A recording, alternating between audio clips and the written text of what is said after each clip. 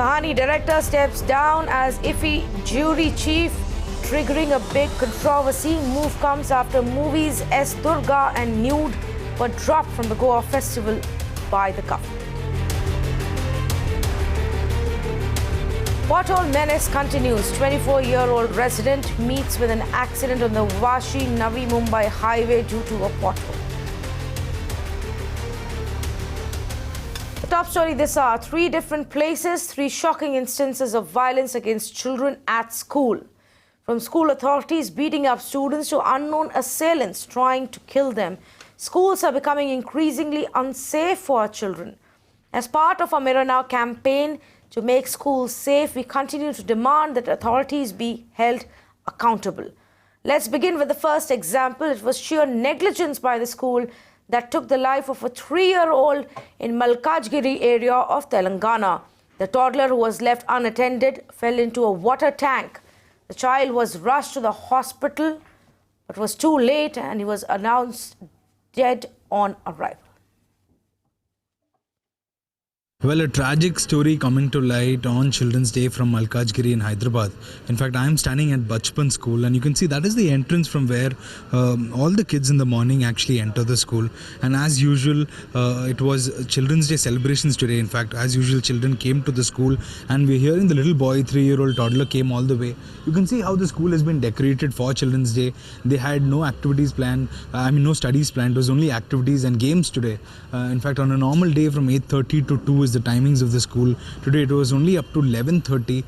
The father came and dropped off the child here in the morning, we're being told, following which the children were playing around, and this is the particular sump wherein you can see this hose which was filling water to the sump. This was left open. On a normal day it is partially closed, but today somehow it was left open, we're hearing, following which he fell into the sump, and no one really knew that he was inside the sump until 11:30 when the mother came to pick the child. We realized that the child was missing.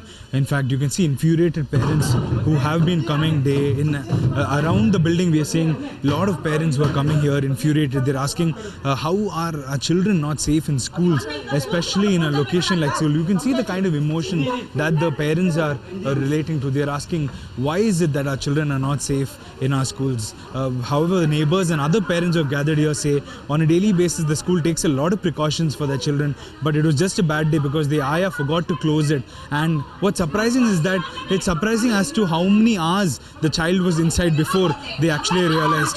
You can see the kind of emotions. You can see the kind of emotions that are running high here. The police were called in because you can see the glasses were shattered, the boards were pulled down. This is kind of parents. It wouldn't be right to actually go and talk to them at the moment. Temper is running high here at the school. It's a sad incident that is coming to light from Telangana. In fact, I can also show you there is a CCTV camera right here, and we are hoping that the police gets the CCTV footage checked, and then they will know what exactly happened. A tragic story coming on Children's Day from a school in Hyderabad. In West Bengal, Singur, unknown assailants tried to slit the throat of a Class 6 student and then fled. While the student survived the brutal assault, his condition remains serious. Police have now launched a manhunt to nab the culprit.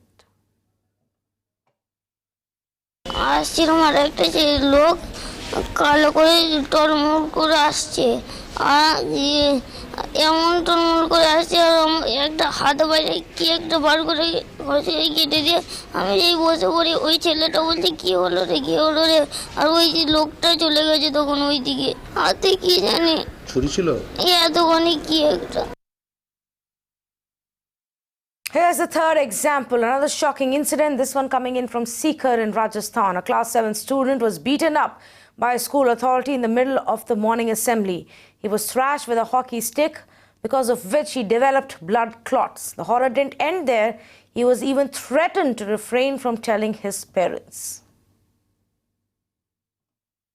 सातवीं class में पढ़ता हूँ और मैं तब school में गया. मेरे को असेंबली में खड़ा करके हॉकी से मारा. सनी सर ने मेरा हाथ पकड़ा था और महेंद्र जी सर ने मेरे को मारा हॉकी से. सुनील कुमार जी निमेड़ा के रहने वाले हैं. उन्होंने आज एक रिपोर्ट अपने भतीजे की दी थी कि 11 तारीख को 11/11/2017 को मेरा भतीजा अनुराग पारिक संस्कार बाल भारती स्टेशन में पढ़ता है, उसके साथ उसके निदेशक महेंद्र गौतम ने मारपीट की थी, बच्चों को धमका दिया था, भाई किसी बताना मत। आज उसने बताया है थाना आज और बच्चे के साथ आया था, उसके पीछे मारपीट के निशान थे, मुकदमा दर्ज कर लिया है, अनुसंधान जारी है।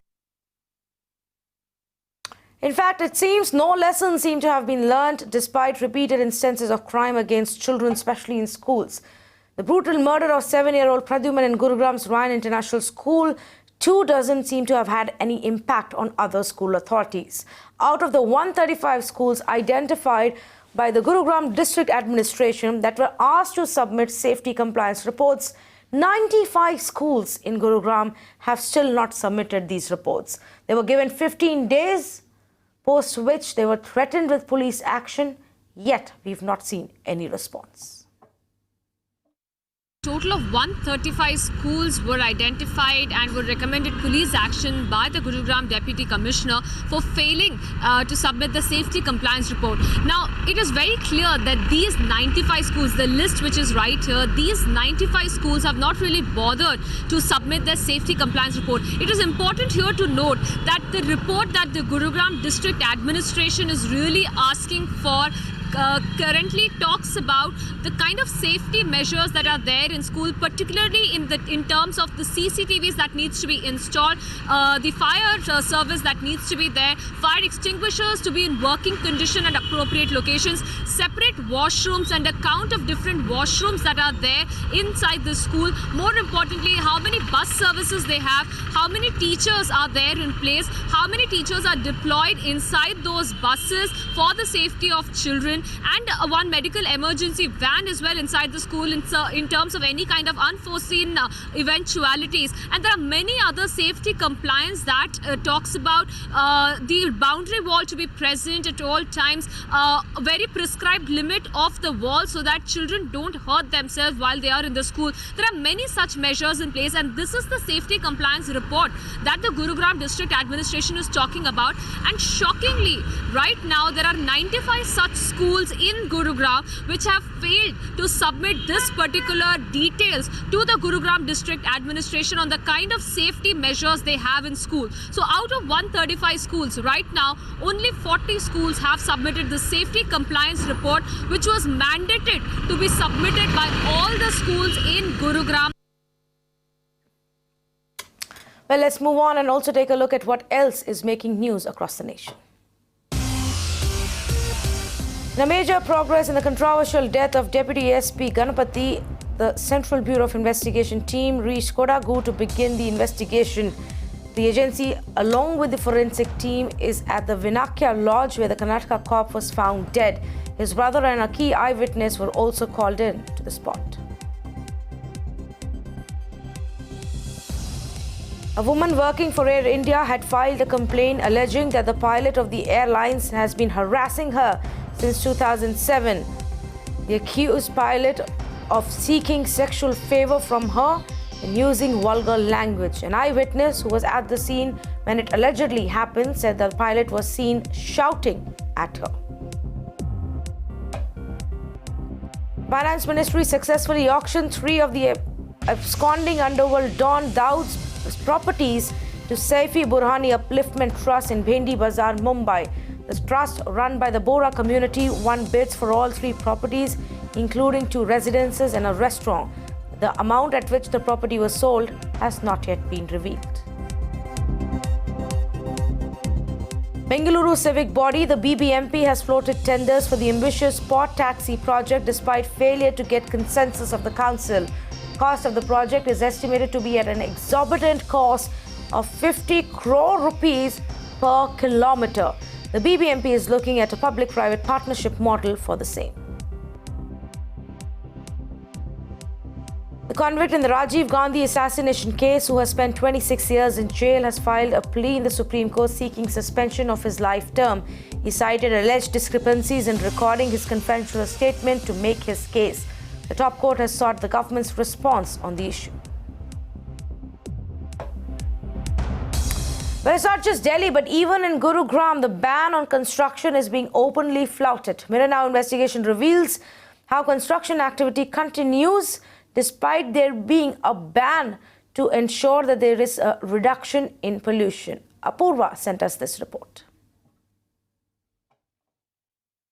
Despite a ban on the construction activities by the NGT EPCA, and this is something that has also been mentioned in the graded action plan report as well, owing to the kind of pollution levels that has been witnessed in and around Delhi as well as NCR, we are seeing how these rules are being openly flouted. Now, one such example caught on camera how rules are being flouted is Sector 29 in Gurugram, where currently, as you can see, I'm standing outside this under construction building, where the construction is going on in full swing, and there are approximately 100 to 200 laborers there who are working at this point. Not just that, the fact that there are cranes that are operational, there are stone crushers that's operational. You can even see how people are there inside this particular building. The work is going on in full swing despite a ban that has been put on the kind of construction activities owing to the level of pollutions that has been rising on a daily basis. Now, Gurugram also, there has been PM 2.5 and PM 10 has also been at a severe level, and as you can see, cranes are completely operational at this given point in time, and so far not even one official has taken note of the kind of rules that are being flouted in Gurugram. This is a clear testimony and indicative of how the authorities have not really monitored the kind of construction activities that are taking place even in Gurugram. Now, this is one such example caught on camera. As you can see, work is completely on in full swing, and the big question right now is, despite heavy penalties that has been imposed by the National Green Tribunal for violating all these norms, no action has been taken by any official. In Gurgaon, this is Apurva Sridhar for Mirror Now. Meanwhile, the Delhi government seems to believe that the odd-even scheme is the solution to the alarming pollution levels in the national capital, but the Green Tribunal has repeatedly expressed its doubts. Now, the Delhi government has filed a fresh review petition before the NGT in connection with this policy, requesting to exempt two-wheeler and women drivers for 1 year or till 2,000 additional buses are engaged. It's also requested that the NGT directs neighbouring states to implement the odd-even scheme as well. Meenakshi is with us with more details. Meenakshi, take us through the details of what it is that the Delhi government now has to say to the Green Tribunal. Well, after facing loss of face before the NGT, wherein the NGT was completely unwilling to relent on its earlier Saturday's ruling, the Delhi government was compelled to withdraw its petition. It has gone ahead and, like you rightly pointed out, filed a fresh plea which is seeking yet again a modification of the NGT's Saturday's ruling.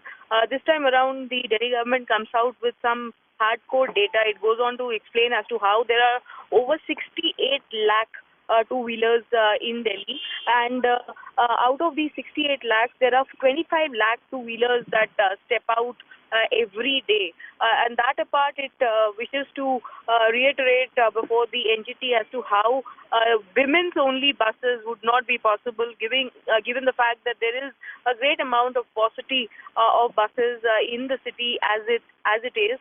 And like you rightly pointed out, this time around it has come out with a new proposal seeking to invoke the NGT's jurisdiction to extend to even the neighboring states of Haryana, and to ask the NGT to even order for the neighboring states to come out with this policy of odd even. What is very interesting is, as this review has been filed before the NGT, it will be considered afresh. But the war of words between the Delhi government and the Haryana government continues. Just short while back, advisor to the Haryana Chief Minister was on Twitter tagging Arvind Kejriwal in his tweet and categorically stating that he should not politicize the issue, given the fact that the Supreme Court is also now looking at it, and it will be left for the central government and the other governments who the Supreme Court has involved in its notices to work out a long-term solution. So clearly, there doesn't seem much hope on the horizon as we speak, and that has very well been illustrated at the hearing today, wherein the NGT, the High Court, the Supreme Court, all judicial forums have been at the government to really get down and implement all these directions on the ground. But on the ground, the situation continues to be as grim for the common citizen. Back to you. All right, Meenakshi, thanks so much for joining us and giving us all of those updates. Now, while the pollution levels in the national capital continue to remain alarming, former Solicitor General and Senior Advocate Hari Salve believes that the centre cannot be complicit about this. In an exclusive conversation with Mirror Now, Hari Salve, who has been the amicus curiae in the air pollution matters, said that the centre must take responsibility. If we drive our city to the point which we had reached a few days back, we have to shut down for 48 hours. Schools, colleges, all institutions which do not have any emergency work, offices, all have to shut down. If they have to work, they can work electronically or whatever. We people have to realize, yes, it's an inconvenience. Yes, there will be a loss of business, but ultimately, we have to do what we have to do. I mean, the first priority of every person is to breathe. Moving on.